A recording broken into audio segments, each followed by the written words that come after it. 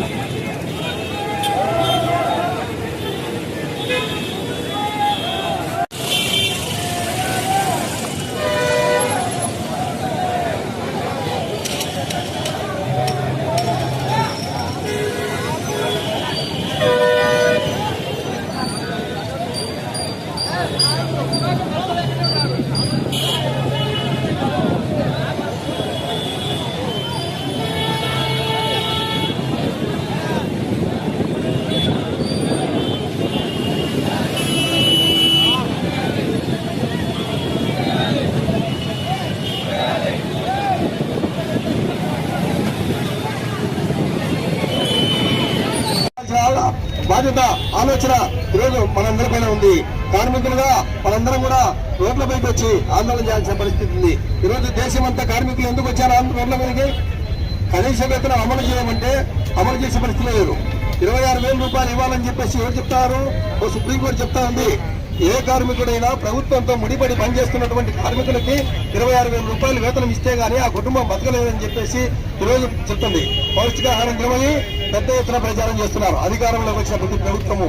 పౌష్టికారం తినాలంటే 10,000, 12,000 జీతాలను ఏ రకంగా బతకాలో ఒకసారి ఆలోచింపజేయాలని చెప్పేసి అడుగుతున్నాం.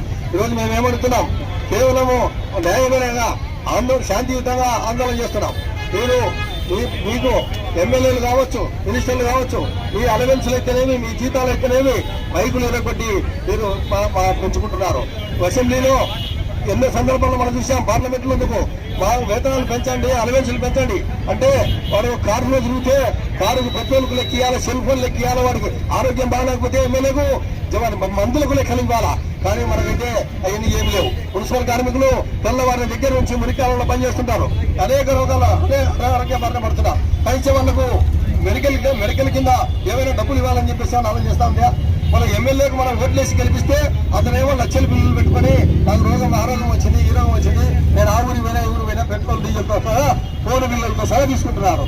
మళ్ళా మనం ఎందుకు పనిచేస్తున్నటువంటి మనకెందుకు ఇవన్నీ వర్తించవు? కాబట్టి కార్మిక చట్టాలు ఏవైతే 44 పాత పద్ధతుల్లో ఉన్నాయో అవన్నీ కొనసాగాల.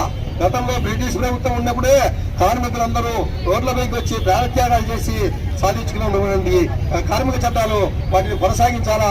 ఈరోజు 4 కోళ్లుగా తీసుకొచ్చి మేము ఏం మాట్లాడకూడదు, ఏం అడగకూడదంటే చూస్తూ ఊరుకునే సమస్య లేదు. అవసరమైతే అందరం విధులు మానేసి పూర్తి సమ్మెలోకి దిగుతాము. ఇది సమ్మె ఒక నాంది మాత్రమే.